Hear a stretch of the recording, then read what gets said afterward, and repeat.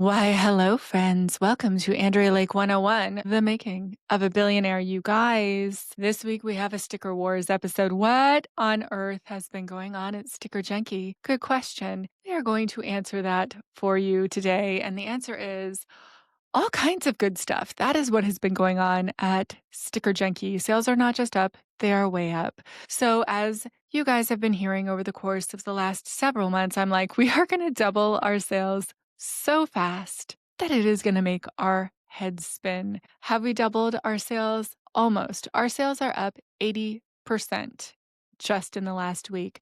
Now, the tricksy part about scaling is something that we are going to cover today. We are going to go over reverting back to old school habits, recovering from food poisoning, massive growth, how to sustain with massive growth, and the biggest part of that is a team. So we're going to be talking a lot about team today and a lot, honestly, about sales. Now, when I first started this podcast, I was like, I am going to give you guys the nitty gritty of sales that I am doing in Sticker Junkie. And I, in fact, did give you the nitty gritty of sales techniques. And then guess what? All our competitors started doing my exact sales techniques as well. They should. Who the fuck talks about it in the level of detail that I was? I know. And my best guess, if I was one of my competitors, if I was one of the big other sticker companies, if I was Sticker Giant or Sticker Mule or Sticker App, I would have somebody on my staff watching this show. And my guess is that they do.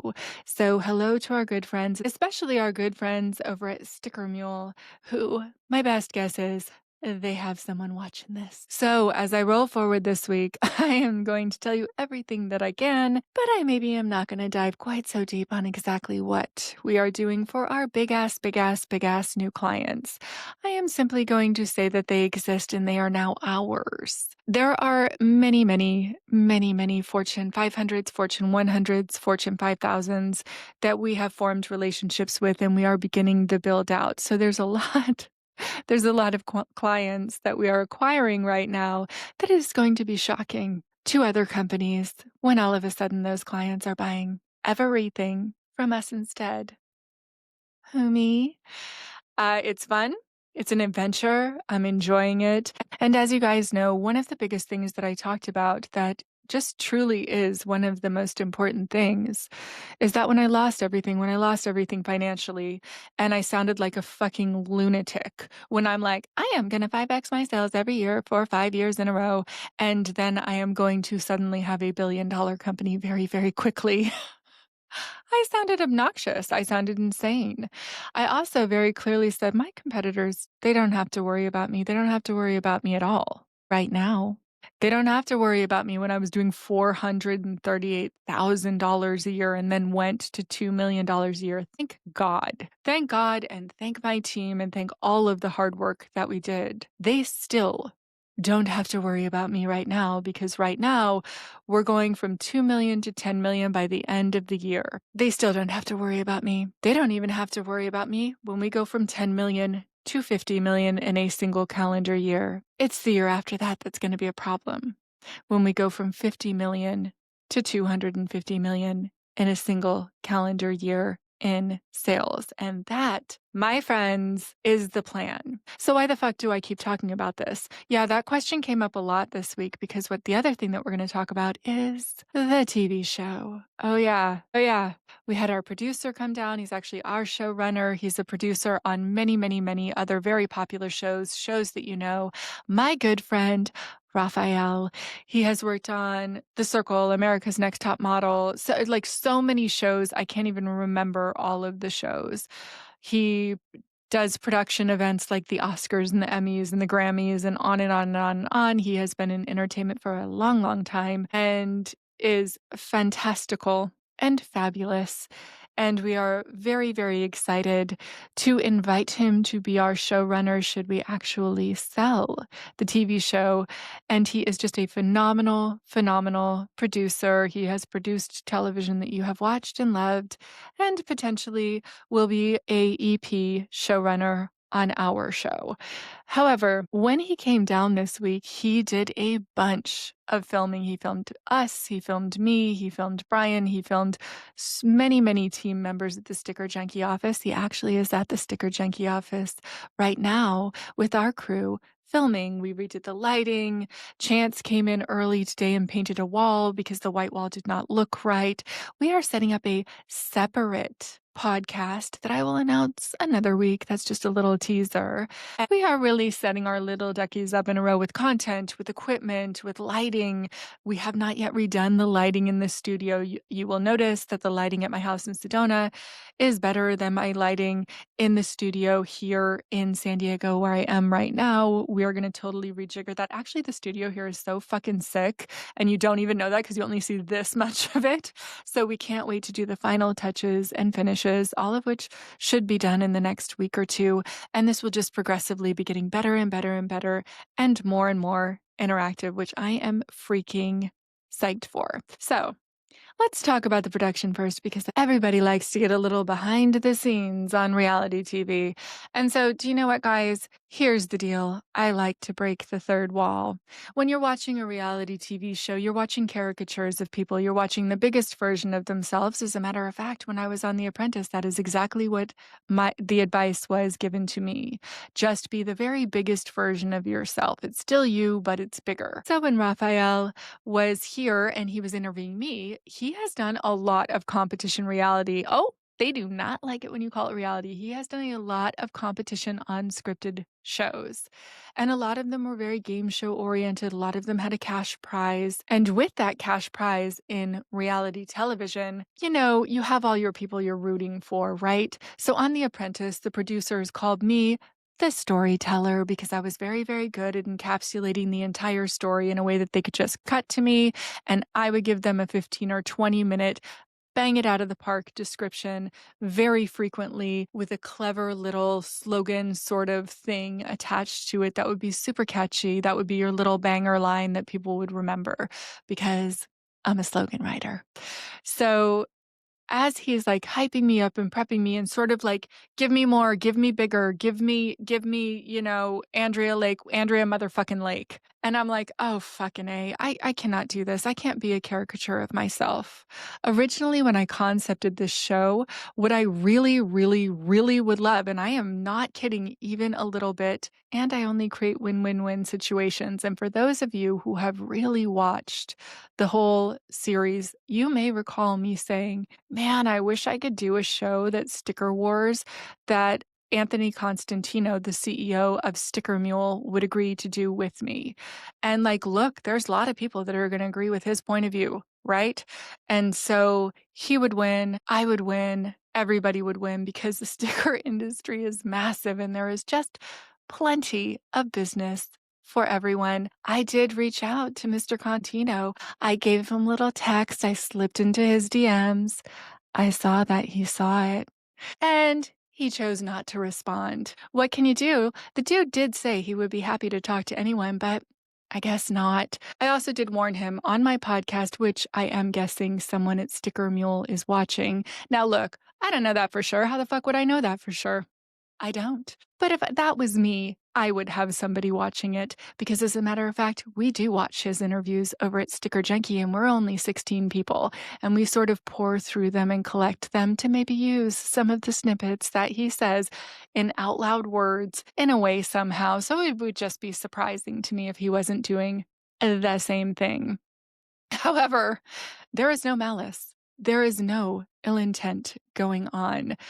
I owe that guy a beer. I owe that guy all of the beers. What's happening right now with our growth, like, you guys, that would be happening anyways. But is it happening faster because of Stickergate? Yeah. Yeah, it is. Whole lot of people looked at that R word pass and was like, that is a fuck no for me. Whole lot of people got that email telling them that they should be showing their support for Donald Trump and buy a $4 t-shirt because Donald Trump is the max happiness president. Whole lot of people looked at Sticker Mule's corporate social media, where through their corporation they were promoting a presidential candidate. Truly wouldn't have mattered which one they chose. Whole bunch of people wouldn't have liked that. And a whole lot of people are looking right now at their corporate headquarters that has a 100-foot long and who fucking knows how tall light up sign that says "Vote for Trump." Whole lot of people don't want to buy from a company that is supporting the politics that are happening in this country right now. And that is always true, regardless of who's in office. So if you had this like juxtaposition on TV of these two sides that are all competing for the sticker business and made it like bright and shiny and flashy, sticker companies are inherently visual. I own tons of pop culture companies. All of my companies are inherently visual. That would fucking be a fun thing to watch. And you bet your bottom dollar that I would just go be the brightest, shiniest, biggest version of myself. I would get all of the banger one-liners. I would say the funniest shit. I, in fact, did warn Mr. Constantino and his friends over at Sticker Mule not to pick a fight with a Gen Xer who is funnier than you are. And I do think that I am funnier than he is. However, if you asked him, my guess is he would say that he's funnier than I am. Great. Do you know what that is? That is some main character energy. So you bet your fucking ass that I was dead serious when I reached out to him and I was like, do you know what? You would just like me. I think you think that you wouldn't like me if we talked, but I promise you that you would. I have plenty of friends and plenty of business partners who are hardcore MAGA, who I have known for 20 years, who we are still friends. We are still business partners. We still make each other laugh. We disagree on many, many things. But you guys, I grew up in the 80s. Like, let's go back to being able to disagree with each other without demonizing the opposite person, and both sides do that. When someone has that strong of a point of view, that is the main character energy. And that makes for very, very, very, very good television. And nobody will ever argue that I do not also have main character energy, because I do. And as a matter of fact, I think everybody should have main character energy. Like, it's your life and life be lifing, and you're getting one crack at this that we know, like, hey, maybe there's more, maybe reincarnation is a thing, maybe we go to heaven, maybe whatever you believe is what happens next. But what we know right now is that we're here on this earth, on this planet right now, whether that is an actual simulation or a real life planet thing. I actually don't think it matters that much which one it actually is. Personally, myself, I'm like, let's just live this experience to its fullest, right? Let's just do everything we can while we are here. And it sure seemed to me like it would be an awful fun thing to have a TV show on Netflix, ideally. I mean, there's tons of other streaming platforms, but why not go for the biggest and the best? You know what I'm saying? Like, let's just go ahead and do that, was sort of my thought. But Anthony did not get back to me. No, he has not. However, I follow him on Instagram, and if he were to DM me, I would see it. So let's see if that happens. Actually, in that DM, it was months ago, I told him that if he responded to me, I would keep that private and I would keep our conversation private, but he never responded to me, and so I feel no obligation towards privacy. So friends, I am going to read you what I wrote to Anthony, and I just came into my sweet little phone to verify that it in fact was seen.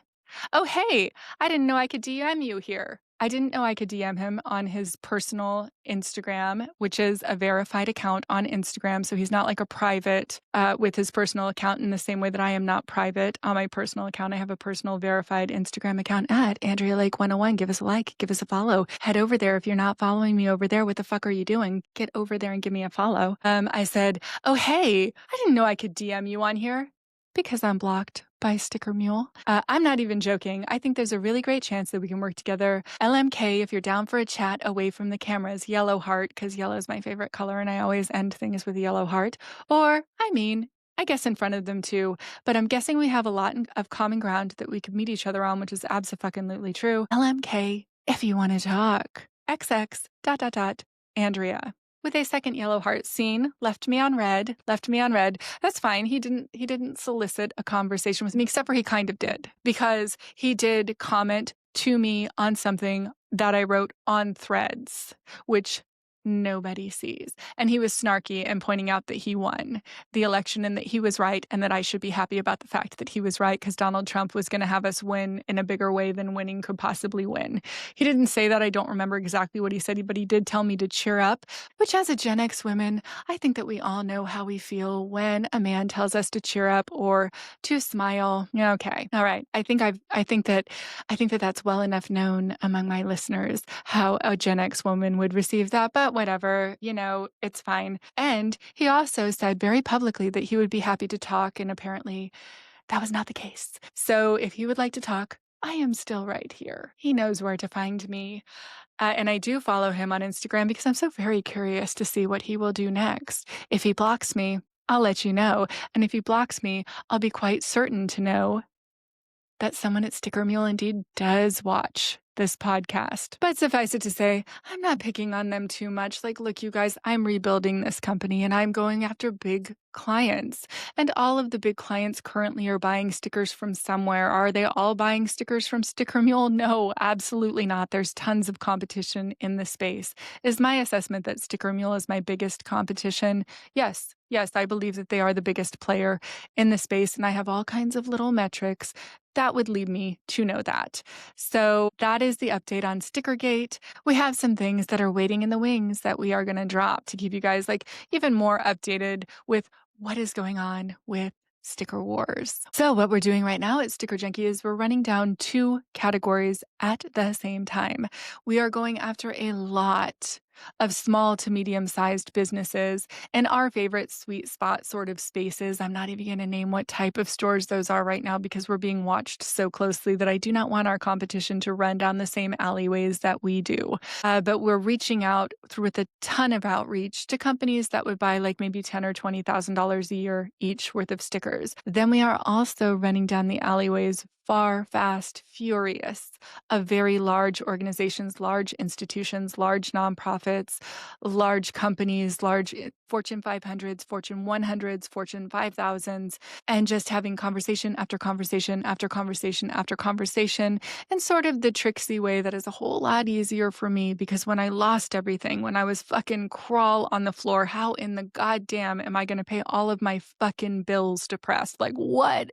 And I had to jump just from sedentary, chilling out in Sedona, trading within my portfolio, hiking every day with Rico, drinking marijuana tea and living my best life. When I had to transition to come back into these companies to rescue them, to save them, Sticker Junkie was a company I was going to shut down because my trading portfolio was doing so well that I would never have to run another product company ever again in my whole life. And you guys, that was the plan.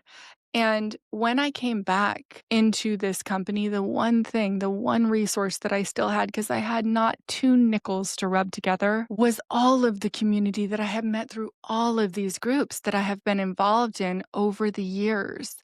Through Summit Series, through TED, through YPO, through EO, through Milken, through the Global Economic Institute, through the World Economic Forum, on and on and on.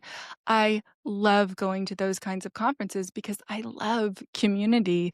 I love facilitating community. I love integrating with the communities. Well, guess who is in all of those communities? C-team positions at every single Fortune 500 is in one of those communities. I would be shocked if there was a single Fortune 500 that didn't have C-team members and board members in at least 2 or 3 of those communities because they are the most powerful rooms in the world. And as we have thoroughly canvassed in other episodes of the pod, people do business with people that they like. So for me to dive back in and be going to all these conferences and re-engaging in my communities, hosting these potlucks, meeting with people, etc., is one of the highest value things that I can do because, again, people do business with people they like. And so if I'm sitting down and we're on the edge of a boat at Summit at Sea, or if we're together at Burning Man,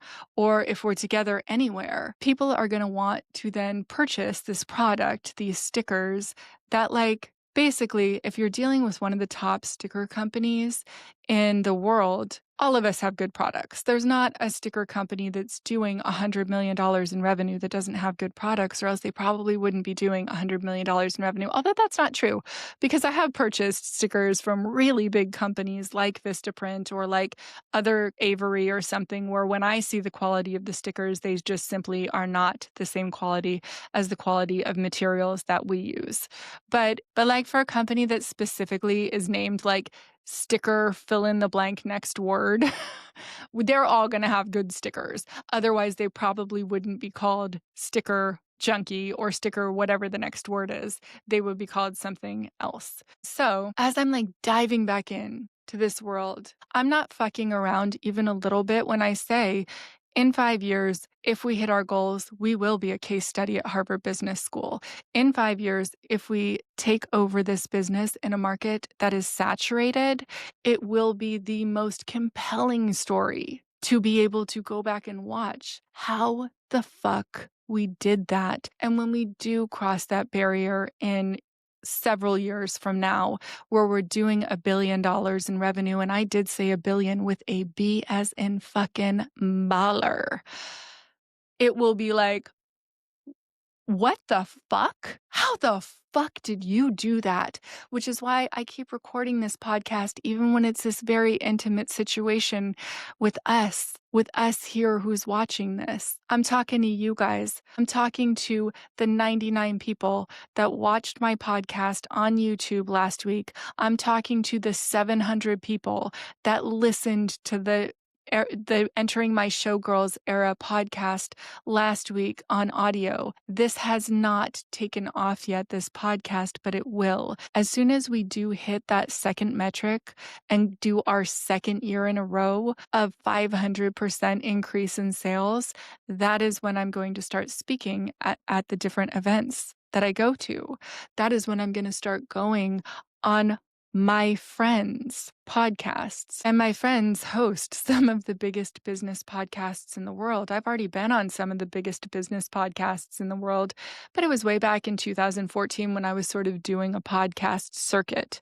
And then when we go from 10 million in annual rev to 50 million in annual rev, that is when I will really, really start integrating the story in. And by the time that we hit $1 billion in revenue, I'll say exactly how I did it, because the barrier to entry is just so high.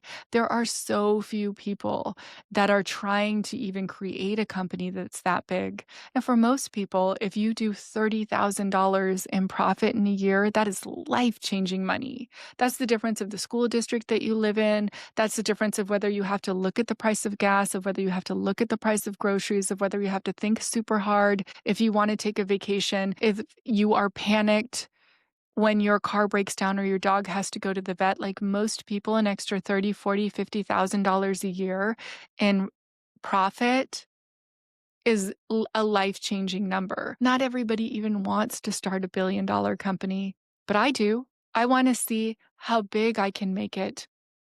And I have a really different point of view on it than virtually any other entrepreneur that I talk to. Now, certainly there are many entrepreneurs out there, like the guy from that grocery store, what is it, like Market Basket, who shares profits with his employees, who does all kinds of stuff. That is exactly what we do at Sticker Junkie. Most companies, they either take investors, or the owner takes all the profits from themselves, or they get listed on a public stock exchange. If it's in the United States, then it's the New York Stock Exchange usually, and or NASDAQ.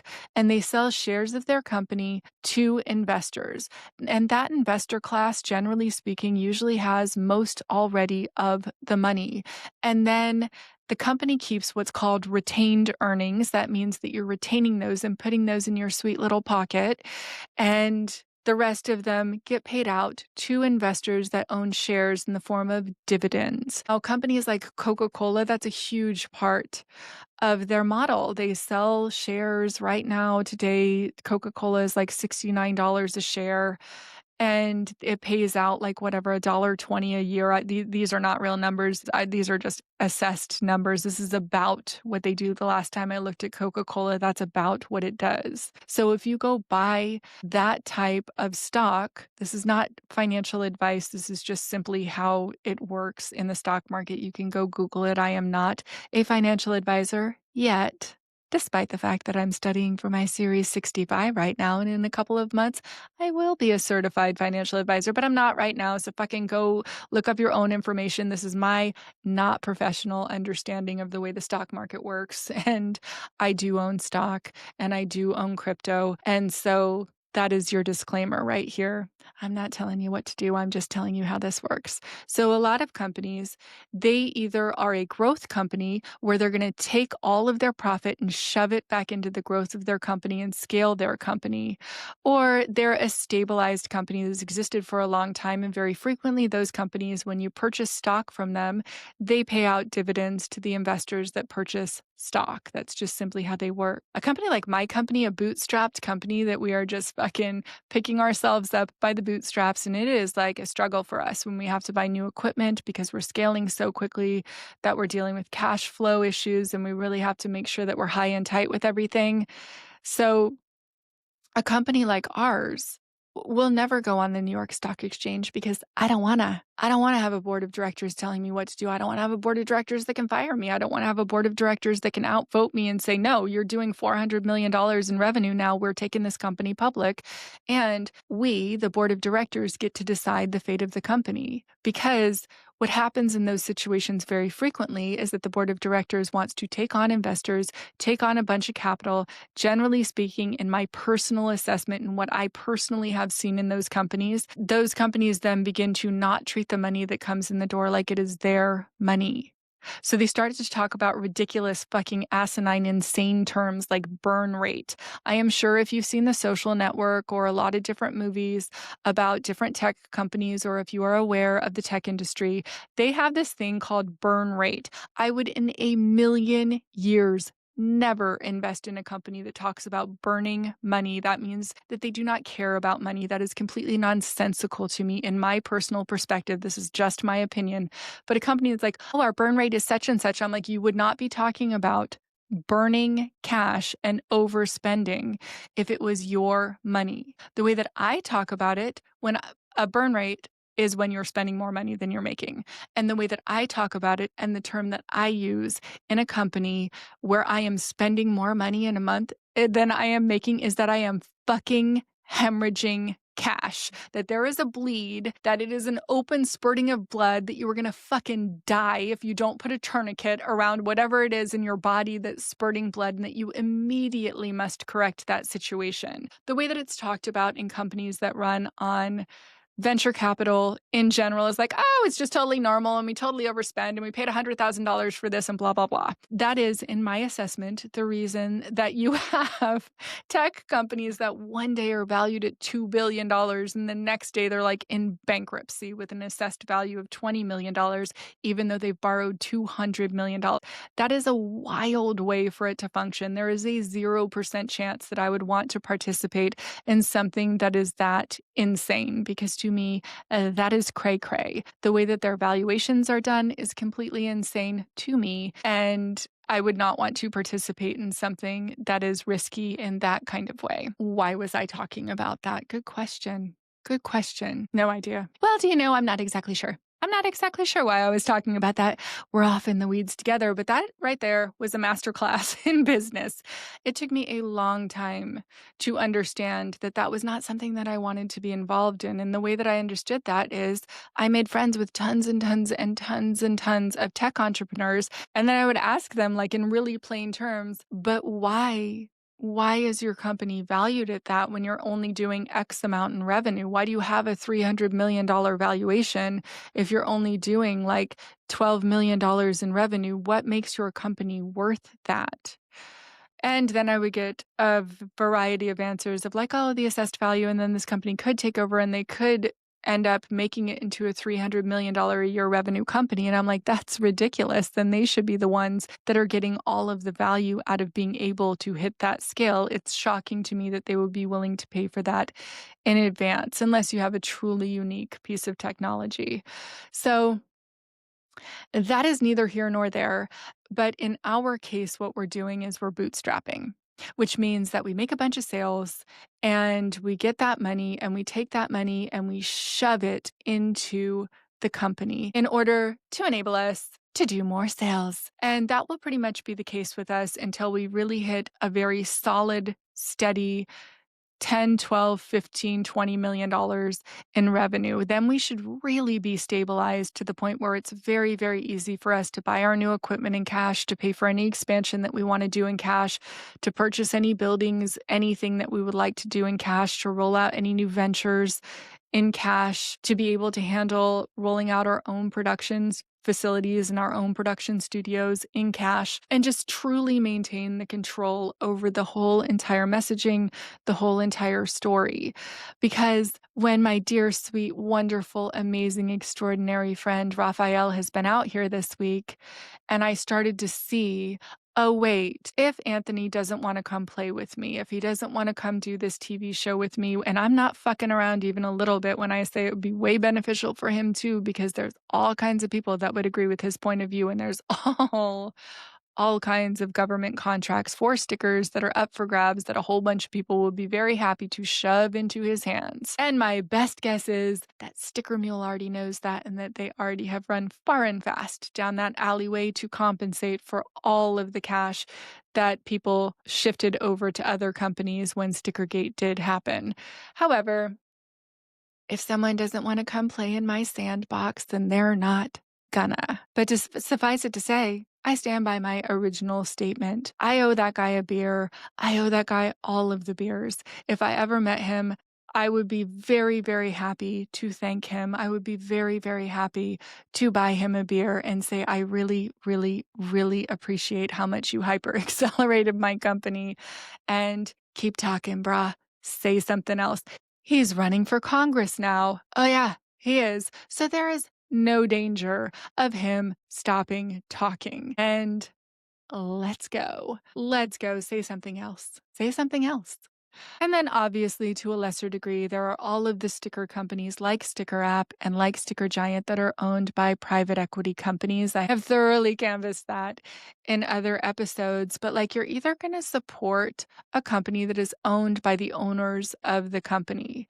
To my knowledge, to the best of my knowledge, the ones that are 100% owned by the owners of the companies are me. And I don't know if Sticker Mule is 100% owned by Anthony and his partners who started that company, but I believe that they are. But I could totally be wrong about that. I have no inside scoop on the financials of that company. I just have a lot of good guesses. And my best guess is that if they had a lot of investors, that their investors would be like, yo, fucking knock it off with this shit, with all that Trump stuff. Just don't do that. And abso-fucking-lutely don't do the R-word pass and the sexual harassment ad. Like, we get what you were going for, but that's just a no. Or something similar to that would be my guess. Although I could be very wrong about that. I have been wrong about many, many, many things in the past. And this could just be one of them. But as Raphael was here and we were filming this, and I realized, like, oh, wait, now the show would have to shift to just be about me and my team. And when I tell you that the vibe at the Sticker Junkie office, I've never, ever experienced a corporate office with as good of a morale, with as much fun, with as much energy, and with as much autonomy among the people who work for me. Am I demanding? Yes, it is part of my nature. I sure am. In general, people set their own deadlines at Sticker Junkie, though, so it shouldn't be that stressful of a situation for them, except for my social media team. They do get a lot. I know. Hello to Sasha, who is editing this episode. What a fucking rock star. She came on the team 4 weeks ago when our lovely, lovely Miss Hayden moved out of state and is no longer with the team. And Sasha's killing it at the game. Man, she is just banging it out of the park. Her photography is intensely good. Go follow us at Sticker Junkie on Instagram, follow us on TikTok, and check out her reels. And now this week, Raphael came down with a masterclass in storytelling, because what we've been missing lately from our Sticker Junkie social media is actually telling the story of who we are, of how unique it is to love your job legitimately. There is not me at the side of the camera going, you better fucking say this right now. As a matter of fact, I wasn't even in the office yesterday when all of the team interviews were shot. The volume of people on our staff that have come to work for me that have an hour and a half plus commute, off the top of my head, I am thinking of 4 team members that have aggressively long commutes, that have taken a pay cut to come work for me because they see the future vision, that understand that we're not going to do a thing where we pay dividends to investors, and instead, my whole staff benefits and will continue to benefit from the growth of the company. We went through a period where month after month after month after month, we were missing our goals, and just barely, just by $10, $15, $20,000 a month, we were coming short of our goals. Well, that $10, $20, $15,000 a month, that's their health care. We needed to hit their goals in order to be able to afford healthcare insurance. And guess what? For the first time in the last 30 days, we dramatically exceeded our goal. Now, when you're scaling a company, it is really hard to tell. Did we just have a banger week? Did we just have a banger month? Or is this going to hold and this is our new normal? And it is tough to tell. And the only thing that will tell us that is time. So best case scenario, we hold this so hard for the next 6 to 12 weeks. And at that time, we do move forward and get healthcare insurance for all of our employees. And if we can manage to 2.5x our sales from where we were instead of just double them, people will also get raises. And so I have my fingers crossed tight. We are running as fast as we can. And now, after recovering from the worst food poisoning ever, you guys, I was so sick. I was sick for 5 days. I barely could lift up my head. I had vertigo. I was like, did I have a stroke? And I don't know it. I completely lost my balance and I was so weak. And guess what that did? Mommy doesn't want wine. And you know that I love wine. I love it so much. So I just took a hard break from alcohol. I think I'm somewhere in the second week of that. Zero fucking desire to ever lose my balance again. Now, I have said, look, at the holidays when Thanksgiving rolls around, my mom makes wine. So when I go to her house for Thanksgiving, you bet your bottom dollar I'm sure I'm going to have a glass of her wine. But I am taking a solid break right now. And I couldn't be more thrilled, because it's been sort of a back and forth thing for me, as I just quite frankly am dealing with a lot. And it does feel nice to take the edge off at night, but instead I have been meditating and I've been doing yoga. And this week I've been going to lovely dinners at night with my good friend Raphael while he's down here filming. So as we're running down all of this, assuming that we hold, the sky is the limit. And we're talking to so many new clients. We're talking to some clients where if that client closes with us, that one client will increase our revenue by 30 or 40%. And we're talking with dozens of those right now. So I can't wait to see what happens next. We are actually in the middle of explosive growth. We were at sort of around $5,400 to $5,600 a day. That is fucking nothing to my competition, I am sure. I don't know what their actual numbers are, but if you have 1,100 employees and we have 16, our numbers are a pittance. They are nothing compared to their numbers right now. So our goal is to get to $10,800 a day. So when in the last 7 days we were at $9,700, that is really close. And so every sale counts. Every $100 that comes in the door, we do hold aside 22% for payroll. That means for every $100 that you spend at Sticker Junkie, $22 of that goes into my employees' pockets. As a matter of fact, we're overspent on payroll. So for every $100 that comes in the door right now, it's more like $32 of it goes into my employees' pockets, but that's unbalanced. And as soon as we make enough money, that will go down to 22. And as soon as we can keep payroll within 22%, and afford healthcare, then we'll probably overspend again and then run to catch up with the sales. But we just have to make sure the sales are secure. Why? Because when you are building a company that's going to scale, you must, or you will fail. You have to build your foundation on stone, on bedrock, on granite, on marble, on the hardest stones available. You have to have a solid foundation to make a company run.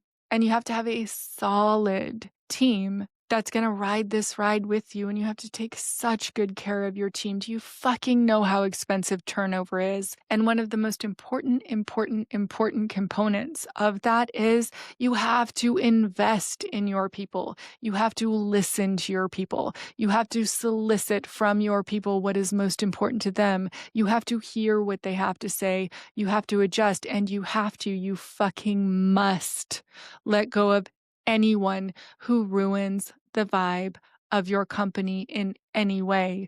We have had people that complain nonstop that literally had no idea that they were complaining. We had people who had such rock star energy and in fact were actual superstars, but literally could not play on a team to save their lives. And we had to let them go. We have to cut them from the team. We cannot have that. We have to have people who have a cohesive vision, who do not have dramatics, who do not have chaos, who do not spin up chaos in their world. Because if they spin up chaos in their world, that's going to bleed over into the team. And if you have somebody who is back channeling or who is just not in the vision, who they're not looking at it like it's their career, they're just sort of here right now. The people that are on our team, we hold the vision with them. We don't just hold it for them. We hold it with them. We explain to them, like, this is a career. This is where we want you to spend your career. We would like for you to be with us for the entirety of the company. My plan still is to retire in 7 years, and I do not know how I'm going to do that because I do not see an ethical way to sell this company. So who the fuck knows what will happen in the future? But what I do know for sure is my people, my team, they will be taken care of. And that just is what it is. We just decided for anniversaries because we have our birthday celebrations are out of control. And then we also do very special stuff for people's birthdays, like whatever they love the most. Like if someone particularly loves bagels, we'll do a bagel bar. One of our people loves yogurt parfaits, so we had like a parfait yogurt bar. We all love food, so we get a special lunch when it's somebody's birthday in addition to their like poster and their fun, stickers. We make little inside joke stickers for everybody. And it's such a good vibe. Like it's so fun that people actually want to come in on their birthday. They are certainly allowed to take the day off for their birthday if they would like to, but everybody sort of wants to see what's going to happen for their birthday. And everybody's sort of quite invested in making sure that their coworkers' birthdays are super fun. And Brian and I, our birthdays are 1 day apart, so we sort of pair that one up. I can't wait to see what's for our birthday next year. It's going to be like a challenge. The second year birthday posters of like, oh my God, we already did like crypto and Sakara for Andrea. So what's at the second year birthday? I still will love crypto and I still will love Sakara. So that is just fine with me.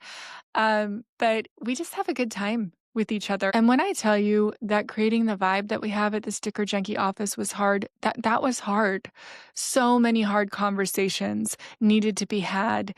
And instead of just like getting upset when somebody does something and sort of keeping it in my mind and formulating a little opinion about that person and letting it fester, I just tell the person, "Oh, this is not gonna work out well for you if this happens again. Like, don't do that. It really rubs me the wrong way." Or, "Don't do that. It rubs somebody else the wrong way." And just very directly do a correction without criticizing the person, without making them feel bad. With their feelings are their own, so people might have responses, but it always is said with the intention of like, I am the coach of the team. You are on my team. If you do something that is going to jeopardize your position on the team, I am going to immediately, when it baby barely starts, let you know that that has happened so that it just doesn't happen again, because then you're aware of it. And that is how I run my company. But in the beginning, when there were very few of us, when we had like 7 employees back in July of 2024 instead of 16, I'm not going to lie, it was so hard for me to like allow people to just sit and chat for like an hour, hour and a half of their day, which is probably about the amount of time that we lose to just like office banter and people laughing and people joking around and people playing. And very often they also are working while they're doing that. Like, there were so many times when I was frustrated and I still was living in the sticker junkie warehouse and I was waking up at like 4 in the morning and working until midnight. And I was just insane, and taking a little nap when everybody would leave and maybe pulling an all-nighter or working a late shift, and certainly working all day both weekend days. And so whenever there was so much to get done and I could see people running at less than full speed, I had to remind myself, you want this. You want this level of good feeling in the office. You want people to want to come in here. You want to create the type of environment where, like, they might be having a hard day. They might have just had a really big fight with their partner, so they don't even know how to concentrate in a regular job that day, and their mind is going to be their own. You want them to feel like this is the place that I want to be, because I know that the people here really care about me, and I know that I'm going to have a fun time. I know that I'm going to laugh a lot. One of my favorite things about the Sticker Junkie office is that I hear laughter constantly. Now, of course, there are quiet times where everybody is just heads down working. That's a lot of the day, but there is like constant laughter in the office. People actually really do like working with each other at my offices. And so I'm so glad that I did not crack the whip when I was having a bad day. I made a rule for myself personally because I'm the one that's under the most amount of stress. I'm the one that's $2.2 million in debt right now. I'm the one that actually needs to perform. Everybody else gets their paycheck, even if it costs me money, even if I go further into debt, they're still getting paid. I'm not getting paid yet. I am paying money into the company when we are fucking hemorrhaging cash. There is no such thing as a burn rate where it exists. I'm the one that has to figure out how to come up with temporary financing to cover any shortage. Nobody else has that responsibility in there because it's my company. So for me to just be like chill and be like, Andrea, relax, you're going to be fine. And you're not creating a today business. You don't need to extract every single thing today. You need to cultivate and create an environment that people want to spend their career in. And if when I am in a bad mood, I were to go in there and be like, shut the fuck up and get the work done, why isn't this done? Like, if that's the attitude that I had, I would have terrified employees. They would hate me. They would totally talk shit about me behind my back, because why wouldn't they? They would treat me the exact way that I treat them. And the way that I treat them is truly with the utmost of appreciation and respect, because I have the utmost of appreciation and respect. And I keep the people on my team who are bangers, who are just like filling the job in an amazing way, whichever job that it is. I also do a lot of solicitation of my brilliant people with their brilliant minds of like, where do you see yourself in this company? What is it that you would like to expand into? One of our people, Michi, who is such a fucking banger, she's so amazing. She's our organizational manager and she crushes it. She kills it.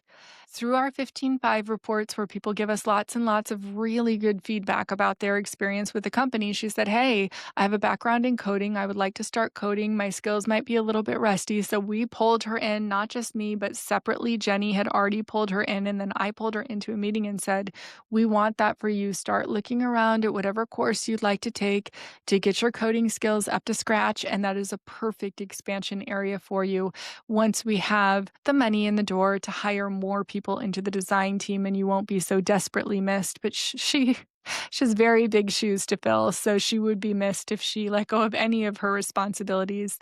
In her future, she will have a support team under her to help her with all of the moving parts that she is very, very brilliantly juggling for us right now. And I could say the same thing about every single team member that I have. I could not be more thrilled with the combination of skill sets, with a combination of personalities, with people's ability to get along. Do people have little squabbles now and then? Do they rub each other the wrong way? Of course they do. We are all human beings, and there are 16 people with a whole entire life behind them. And in the same way that somebody wouldn't just like flip around their whole ideological point of view in a moment in a single conversation, nor would I ever try and get someone to do that, people will not flip around their whole personality types. It is wild to me when we onboard new staff members and they start to really get used to the fact that, like, no, you just get to be treated like an adult here. You get to use your whole brain. If there's something that you see that you think could be better and you let us know about it, we are going to do our darndest to make sure that it gets done better. And any feedback that we give you about anything that you turn over to us, that is meant so that you succeed and you give us what we're reaching for. And when you do, you truly make the team. And when somebody makes the team with us, I say the same thing to everyone. If you last with us for 3 months, that's the test. Because if something is really wrong, personality wise, if it's not a team fit, if the quality of the work isn't high enough, that we're going to figure that out before the 3-month mark. Most likely. Of course, there's been exceptions to that rule. But we expect you to be around at a year if you make it past the 3-month mark. And if you make it a year, we expect you to be around for the whole ride, for the 7-year ride. We expect you to make your career here because we expect you to want to. And if you don't want to, we expect you to let us know that. And in return, our employees expect us to listen to them. Our employees expect us to give them feedback, to help them improve if there's something they need to improve on. Our team expects us that if they give us feedback of something that rubs them the wrong way, to appropriately respond and to moderate whatever that is and to have a conversation about it. And so it sounds like this idyllic utopian sort of workplace because that is what we're trying to create. If somebody spends 40 hours of their life at a workplace, it had better be a good feeling place. I don't want anybody to spend 40 hours of their life in a place that they do not like. That is fucking cray-cray to me. And I don't want that for my people. So I'm going to close you guys out with something that I have stumbled upon that I've been doing for the last 2 weeks. I'm calling it old school habits. I will dive into this perhaps more in the next podcast, but what it is and what I have been doing for 2 weeks now, I cannot tell you. I have been getting the best sleep of my adult life. I have been feeling refreshed. I've been up. I've been active. I've been so productive that it's insane.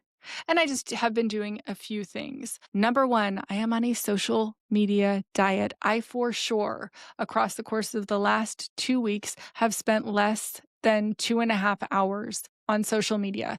The second I find myself automatically opening social media, I close it. 2 times, I just was like, I'm bored. I'm very deliberately going to scroll for a half hour once and for an hour the other time. And I marked the time so that I wouldn't go over. And the next 2 weeks, I'll probably do 0. I have been on social media today for less than 4 minutes. I'm being just incredibly mindful about it because social media didn't used to exist. And when I tell you that I do not believe that social media is good for my mental health, that is what I mean.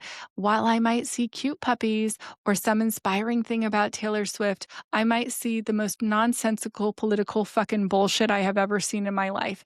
And I don't want it. And it doesn't matter. I'm not on either side of the aisle. I hate the polarization in America, but it doesn't matter what side of the aisle people are on. They're going to see something infuriating because that's what gets people watching. It makes them watch longer because they're angry. And then they scroll down and they see a proposal, or they see a military homecoming, or they see a cute puppy, or they see Taylor Swift, and then they're sucked right back into a shitty anger bait video.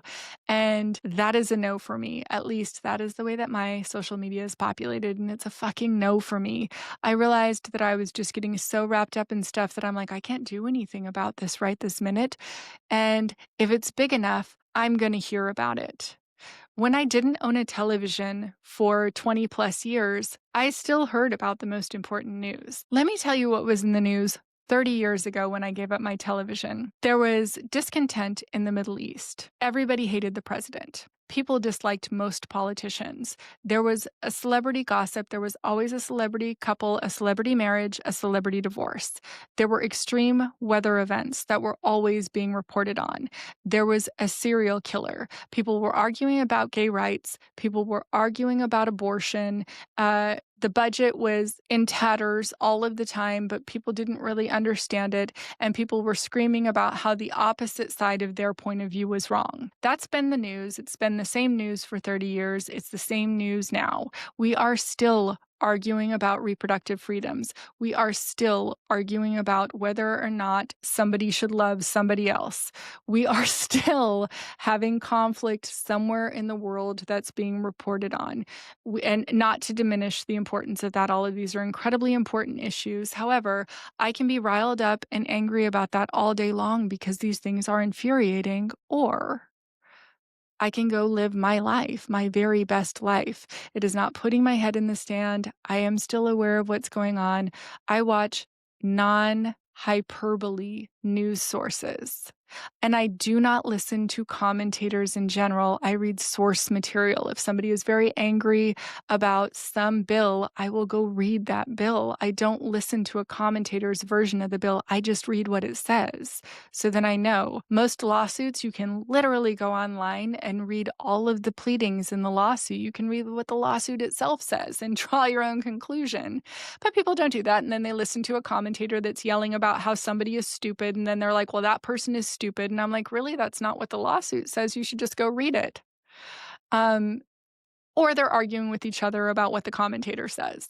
The amount of waste of beautiful, brilliant life force energy that I find in the argumentativeness that people have with each other, I can't even describe it in words because it is so exponentially huge.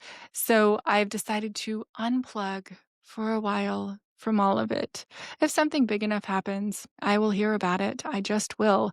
I already know what I think of all of these things, and getting infuriated over the minutia of what's next is not going to help my mental health. The other thing I've started doing is I do not fall asleep with a phone in my hand. I can't even tell you how much easier I go to sleep, how much better I sleep, etc., without a phone in my hand. It is amazing. I can't believe I habituated myself to so quickly have a phone in my hand. I also cannot believe how much I habituated myself when I do have a phone in my hand to just automatically click into Instagram. I don't even think about it. And as much as I don't want to be in there, as much as I don't want to go into social media, it's just a habit now, but it is a habit that I am far down the trail of overcoming. I also, when I wake up in the morning, abso-fucking-lutely do not go into social media at all.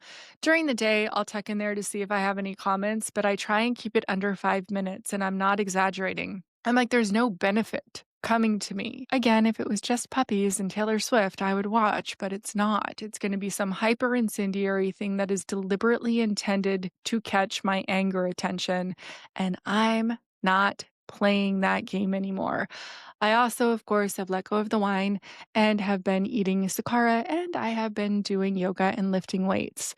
So those are my old school habits. They are not oriented around a screen, and my mental health hasn't been this good since I went back into this company on September 9th of 2023. So I am going to keep this up for as long as I can. That is it. That is all. If you would like to join me on my social media diet, like I completely invite you to.